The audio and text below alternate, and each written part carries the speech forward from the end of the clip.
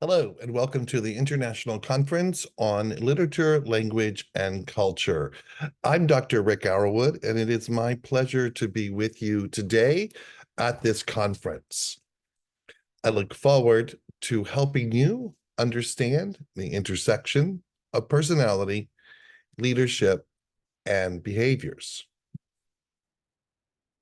Today, we will begin with an introduction, and then we'll move into personality and personality preferences, leadership principles, thought traps, thinking and behavior, and 10 ways for a better you. Let's get started. When we think about personality, I like to use the Myers-Briggs Type Inventory, or also known as MBTI.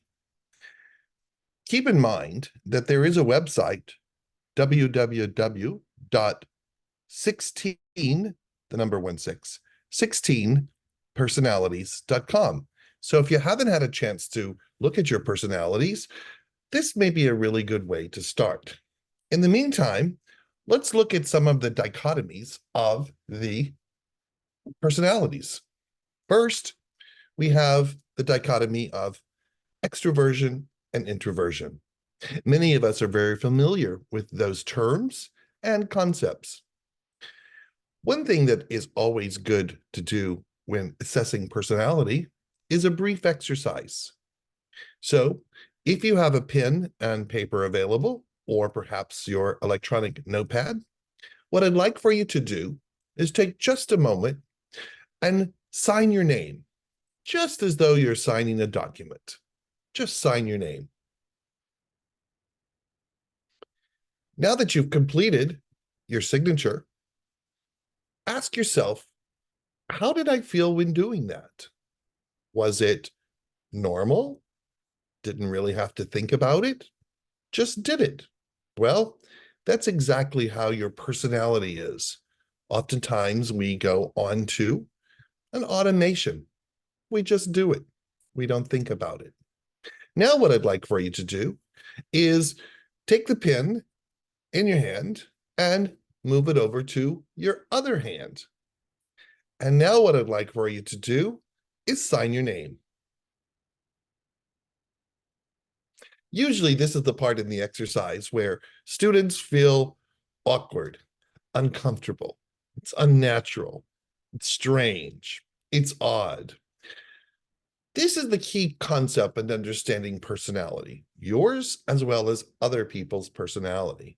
You see, sometimes we lead with our dominant personality. So let's assume that I'm an extrovert. That would be represented by me signing my hand without any problems at all. I wouldn't even have to think about it. But what's very important in terms of leadership is understanding your opposite dichotomy. So understanding introversion. And so if I'm in a classroom, for example, and I have my extroversion way of teaching, very engaging, very exciting. I like to get into the classroom and I like to involve as many people as possible. But guess what? My introverts may very well feel just as uncomfortable as I did when I switched the signature hand from, in this case, my right hand to my left hand, that uncomfortableness, that awkwardness. It doesn't mean that the introvert is not engaged. In fact, I learned many years ago that introverts just simply participate in a different way. However, understanding the personality is this. If your dominant personality is extroversion, meaning you probably talk a lot, what you have to do is that which is a little uncomfortable for you, and that is listen more. So talk less and listen more. And you'll see this particular dichotomy playing out in so many capacities of life. When we look at the next dichotomy, sensing versus intuition, as you see on the display, sensing folks like to have their information gathered in a factual, concrete, literal way. This is how they prefer to take in information. If you're in a classroom, for example, or at work, you like for those above you to give you the information in a strong, systematic, rational, factual, literal, tangible way. But the other personality are those who prefer it in the abstract fashion, more figurative, symbiotic, intangible. They prefer to just take in this information and look at the big picture, look at the possibilities. They like to also hear the stories, whereas the sensing type is right the opposite. And again, in leadership, relative to personality, yes, it's important for you to understand your personality type, but it's equally important for you to understand what makes up the personality type of someone else. So in real world example, if I'm in the classroom, my preference would be to rely on my dominant intuition way. Let's get this class started. We're going to learn about a lot of things. You're going to enjoy it in the process. Don't worry about the syllabus. Don't worry about the assignments. Don't worry about the grades. Don't worry about any of that. Well, if I say that to someone who prefers sensing, they're going to be a little astonished. And so what's important for me as a leader is to understand that I have to achieve a balance. When my audience is mostly sensing types, I simply need to adjust to that dominant behavior. And yes, it will be a little uncomfortable. Again, much like the exercise that we did at the start of this session. How people prefer to make decisions typically is between thinking and feeling types. As you see from the diagram, the thinking type prefers to step back, take an objective analysis, whereas the feeling type likes to use their empathy and get in there and understand people and seek harmony and try to be as compassionate as possible. So you have to ask yourself, which one is my dominant personality? Am I more of a thinking type or a feeling type? And then the second question to follow up with is, how do I understand the other personality? That becomes really key. Even though it may be uncomfortable, how do I do it? And finally, how you see the world, how you take on projects, how you view things is typically going to be either judging type or perceiving type. Now, the judging type, for example, in a deadline, would like to sit down and come up with milestones and benchmarks, and they want routines, and they want meetings, and they want schedules, and they keep the work flowing in an orderly fashion. The perceiving types, on the other hand, although they will meet the deadline, typically will go in all kinds of directions. And you probably have encountered this in working, particularly in teams, when you had an unfavorable experience, for example, with a team project. And perhaps you looked at it from the standpoint that all things should be scheduled and it all should be structured. And yet you had a few members on the team that were much more easygoing, much more, let's talk about other things, let's go in other directions. And how did you feel about that? Well, you probably felt uncomfortable. You probably felt as though no one is listening to you. But in reality, they were. They were just doing it in a different way, a way that perhaps you, upon examination, would say, well, that's uncomfortable. How can anyone possibly function in a classroom environment or a work organizational environment without having that structure? And again, you want to go back to that initial exercise. You're going to proceed in terms of how you view the world based upon your dominant personality type. The catch is understand the personality of others, and that will improve your working relationships as well as reduce conflict, including hidden conflict, often seen on teams. So overall, personality and personality preferences are how we go about forming relationships, how we work in teams, and also how we lead others. It's very important to understand that you may be different or similar from these other people, but understanding their personality types is going to make you a much better leader. Let's move into the realm of leadership. And certainly Dr. Peter Nordhaus is one of the acclaimed experts in terms of defining leadership, where he says it's a process whereby an individual influences a group of individuals to achieve a common goal. My definition of leadership, based upon a number of years working in various cultural dynamics in many countries, I've come to the conclusion that leadership is an ongoing process of working with self and others to retrain, retool, and remap thoughts, actions, and behaviors for the greater good. It's a process of influencing others ethically, tactically, and strategically, and that's what culminates into effective change. Oftentimes, we look at managers and leaders, and many times we pit one against the other. Understand the distinction. Management is largely all about efficiency in terms of dealing with people, cost, equipment, and various systems in order to accomplish organizational goals. On the other hand, leaders continuously question whether these procedures, processes, and even goals are, well, even appropriate. Some people say managers do things right, leaders do the right thing. But understand this. Leadership is both a science and an art. That's been my experience over the years. It can be understood, it can be learned, and it can come from role modeling, feedback, experience, things along that line.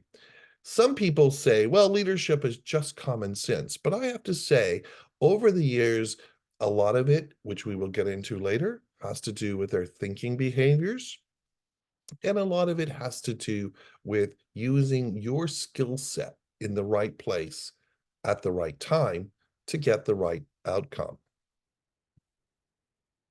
If we look at leadership effectiveness as sort of the goal, after all, leaders are charged with the responsibility of gathering resources and quite frankly, challenging the status quo, but they can't do it alone. And so when you're thinking about leadership, think about the skills and qualities that are necessary for a leader, but then also a follower. Oftentimes in the literature, and certainly in the commercialization of leadership, we have a tendency to not put as much emphasis on the leader-follower relationship. There's quite a bit of research that has been done, but it's never really risen to the level of global understanding and global awareness. I encourage you in your leadership journey to consider the follower element. That becomes really key.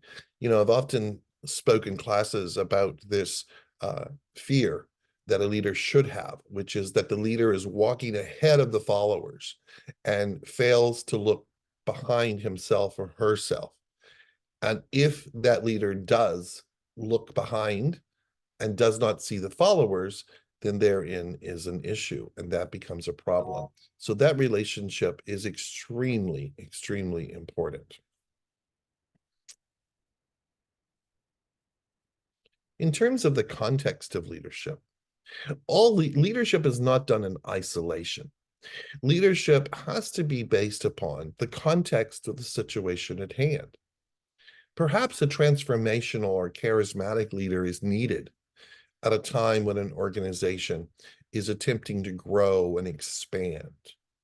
Perhaps a transactional or autocratic leader is needed at a time when an organization is not doing so well. So again, you have to look at leadership within the context. The impact of leaders on self and others, I think, is really quite incredible to think about. See, leadership is really a two-part equation: yourself and your impact on others. Effective leadership, well, that's just all about effective leaders. How do you become effective? Well, one of the ways, as we've already mentioned, is in personality. And later we're going to learn about thought patterns and behaviors. Leading by example is really key. I think sometimes we forget that. We forget to take the time to be self-aware. What are we doing? How are we behaving? And what are others seeing? See, sometimes we just go through life and we're just existing. But are we thinking about how our body language, our voice tone, our communications are impacting others? And that's where you transcend to a leadership mindset.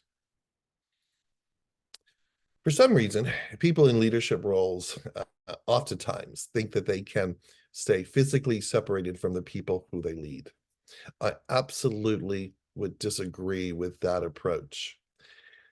I've seen in organizations over the years a stark difference between the leader who is rarely seen throughout the year compared to the leader who is sitting in the cubicle where most of the work is taking place, getting to understand the people. See, leadership is a lot about your interactions with people, and certainly it's about task as well.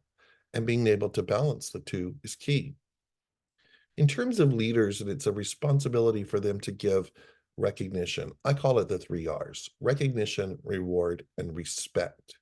Those 3 elements are key to effective leadership.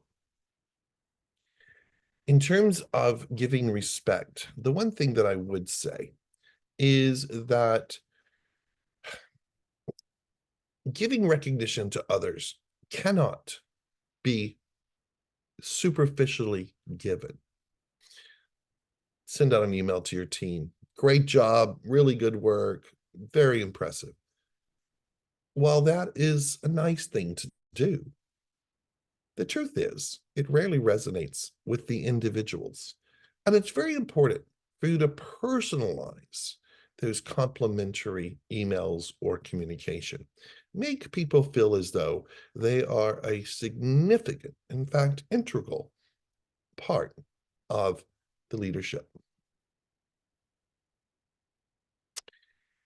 When we get back to the discussion on management and leadership, the truth is it's largely for didactic purposes. In reality, both a leader and a manager are absolutely crucial to forming effective relationships and effective organizations. Both leadership and management can potentially be shown by the same individual, although some individuals may gravitate toward showing one versus the other in their day-to-day organizational activities.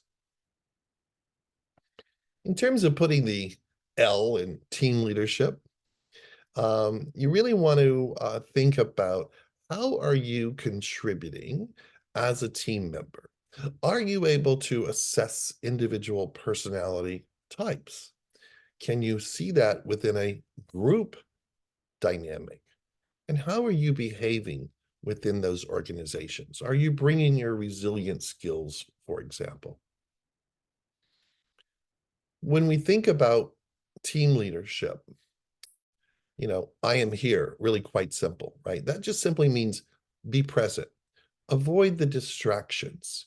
Don't focus on the naysayers or the dream busters. Focus on the real purpose of the team meeting or the real purpose of the organization. In other words, don't think about it from the ground level.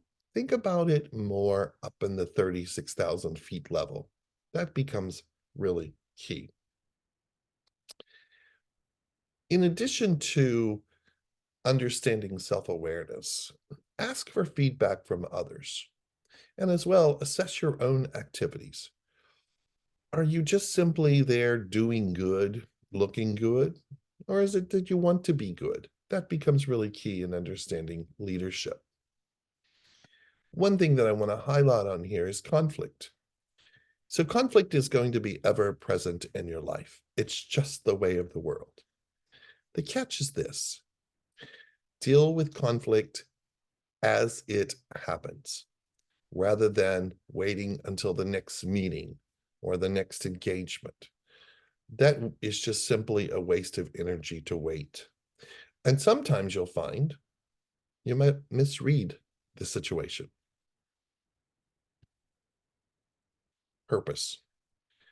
So purpose, I think, is really quite fascinating. What is our purpose in life? Why am I here? What am I doing? What am I supposed to be doing? I don't know. And if you've had these sort of questions, those are thoughts that you've had inside your mind. And here's what happens. The more we think about it over and over and over again, the greater our anxiety and stress becomes. And then the more stress that we have, guess what happens? The more likely we're going to make errors. We're going to misjudge situations. So you want to think about, quite frankly, what it is that you've been thinking about and how you can change those thinking behaviors from negative, perhaps, to positive behaviors. In looking at behaviors, this is going to be key to understand. This is a tool by Human Synergistics. I encourage you to look them up on their website. Really fantastic organization. And they have taken a tremendous amount of research and put it all into this circle, or more appropriately known in psychometric terms, circumplex. And you'll see on this circumplex that it is divided into 12 behaviors. Now, here's the thing. We all have these behaviors. The question becomes, how are we thinking? See, there's what's called the SR model, which is the stimulus and the reaction. Something triggers you to behave in a certain way. The question really is right in the center. You're thinking. What is it about your thinking that is influencing your behaviors? I encourage you to take the time to look at this slide in particular. If you'd like a PDF version of it, at the end of this presentation, I'll show you how you can connect with me. The LSI really divides it into two aspects. One is the people side. Two is on the left-hand side, is the task. And what's really key to understand about this is these various behaviors are very clearly outlined in terms of what is effective in terms of leadership. As you see closer to the top of the circumplex in the constructive style section, there's where our satisfaction needs could be met. We could achieve more. We could self-actualize more. We could be much more humanistic, encouraging, much more affiliative. Those are where the values are coming from. The lower order needs, approval, conventional, dependent, avoidance, oppositional, power, competitive, and perfectionist. Now, those are kind of interesting because those are ones we tend to behave for our security needs. So again, I encourage you to look at this slide a bit more and reach out to me if you'd like a copy of it. Now, as we move into this particular section, thought traps. There are so many that I could have put in this section, but I just chose a few. As I had mentioned previously, personality is one of the precursors to behavior. You think about your attitude and your personality, it's going to be a predictor of your behavior. Within all of that is this concept of thinking, thought traps. And so just a few of them are up on the screen, an all or nothing thinking. Are you the type of person that you will see yourself or you'll see a situation as a complete failure if your performance or the situation is not perfect? I didn't get an A on my history exam. Therefore, It's an all or nothing kind of thinking. It doesn't offer the possibilities that there were other reasons. Perhaps your expectations were too high. Perhaps you missed a few classes. All of these factors have to come into play before you allow yourself to get into this all or nothing thinking. Tunnel vision. Tunnel vision's interesting because you're only seeing one side. That's it. It's a one-way street. What leaders do is look at all sides of possibilities. And an example would be, even though my supervisor complimented me, I didn't receive a raise. And therefore, I'm going to go into this tunnel vision because clearly the reason I didn't get a raise is because the supervisor doesn't like me. But the reality is perhaps there are financial constraints at the organization. There's a whole host of other possibilities, but sometimes we go ahead and get this tunnel vision thinking, and that precludes us from looking at other possibilities. Jumping to conclusion. That's where we interpret an event in a negative way, even though there are no facts that support your particular view. I am going to mess up during my interview. Jump to the conclusion. You haven't even had the interview. You haven't even had the interaction, and you've already determined that there's going to be a problem and that you're going to fail. You have to reshift the jumping to conclusion thought to, I will get this job. I will complete this assignment. I will do it. And so change that negative thinking to positive thinking. And finally, emotional resilience. So there's a plethora of literature on emotional intelligence. Essentially, it's you being able to regulate, self-regulate your own emotions, and then be empathetic to the emotions of others. When you get into a thought trap that you're using emotional reasoning, taking your emotions as evidence of the truth, there becomes a problem. See, emotions, quite frankly, have no intelligence. They have no IQ. So you certainly don't want to make your leadership decisions based upon emotional reasoning. Example, I feel nervous, so something undesirable must be about to happen. And just think about that for a moment and all the different times that you have found yourself not feeling really good about a decision or an action or a situation. And go back and reflect. See, critical reflection is key to improving your leadership effectiveness. Go back to your thinking, self-examine, self-reflect, see if there's other possibilities. One of the things that I always tell my students is that a coin has two sides. And if you remember nothing else from today's presentation, think about that. A coin has two sides. And you may very well be looking at the side of the coin that has the head, for example. And there's another side, the tail. And so always look at situations in life, not in this all or nothing tunnel vision, jumping to conclusions, emotional reasoning, thought traps. Instead, do what leaders do. Expand your thinking, because you will be in a situation where there's a stimulus, something's going to trigger your thinking that will lead to your behavior. So always be aware that the stimuli will always be present, concurring constantly. Thinking will always be present as well.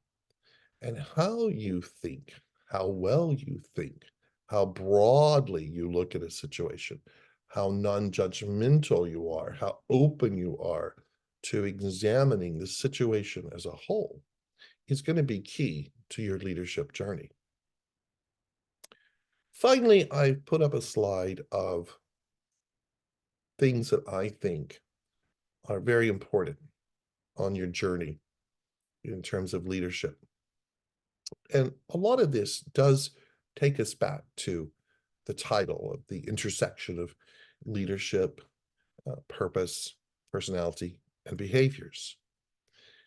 Leaders need to be self-aware at all times, where possible. Now, sometimes leaders just need to take a little bit of a break. It can be exhausting 24/7. You need time to recharge so that you can be re-energized to take on whatever role is necessary. Manage your emotions. That's going to be key. In order for you to manage others, in order for you to lead others, you need to know how to manage your own emotional. I highly recommend that you do some research on emotional intelligence. I think you'll enjoy that very much. Leaders constantly seek feedback. They want to know, is what I'm doing making a genuine difference? What other resources do I need to go out there and get in order to achieve our goal? Leaders take the initiative. They don't wait for others. You just get in there and do it. Don't expect people to give you specific directions. Just take it on and figure it out along the way. Do that continuous learning. I highly recommend engaging a coach. Now, the coach can be in a formal setting. I love to do coaching with my students and clients. It's a chance for me to be less of a talker and more of a listener. And it's an opportunity for me to share my experiences with others so that they may become and develop into a better leader. Set goals.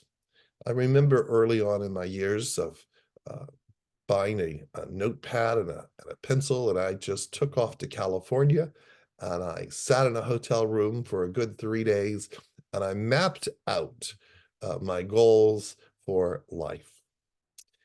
Looking back on them, I'm about 90%. So I was very, very impressed that I got to that point. So whatever it is, make these goals ones that are SMART goals and just internalize them in all you do. Don't expect to get everything done in 12 months. Make much more longer term goals. Measure your progress along the way. How do you do that?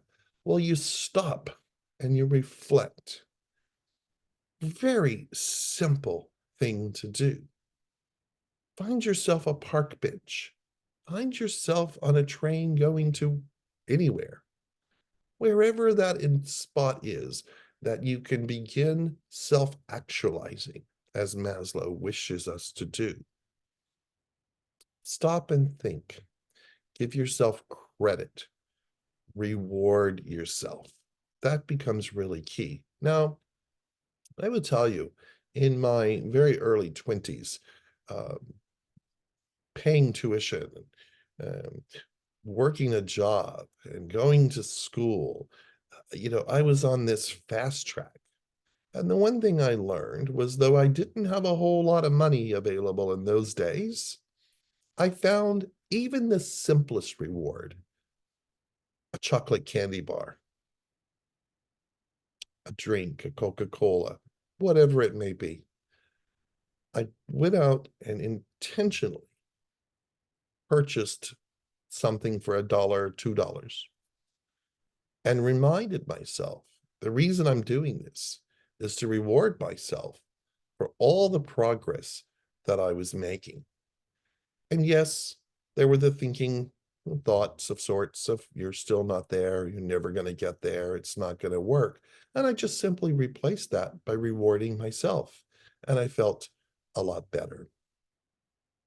And finally, your leadership journey should include absolute honesty with yourself and humility to others. Being honest with yourself, knowing your personality, understanding your purpose, really critically analyzing your thinking and observing your behavior is going to make you an absolute dynamic, emerging leader. So I want to thank you so very much for allowing me to participate at this conference today. I wish you absolutely nothing but the best as you go through life. And always know this, I am more than happy to listen to you, have a conversation with you, and guide you in any way I possibly can. Please be sure to connect with me at the Leader Brew. It is a legacy project where I go back and interview my students from prior years, and I catch up on their journey from the classroom to the real world. And you'll see quite a few episodes on there where I think sometimes people believe that leaders have to be well connected. They have to have achieved great things. They have to be on television. They have to be in high level political roles. I have a different view on leadership. I think our extraordinary leaders are the leaders who are just out there doing their very best. They're the ones who are going through a journey of self-discovery, awareness, learning, continuous learning. And I think you'll find that to be true in all the episodes that I've recorded so far on the Leader Brew podcast. I encourage you to have a listen. Hopefully, it'll make a difference in your life. Of course, you can always connect with me on WeChat, WhatsApp, or LinkedIn. My very best to you. May you have a wonderful year of the dragon and take very good care of yourself. Thank you.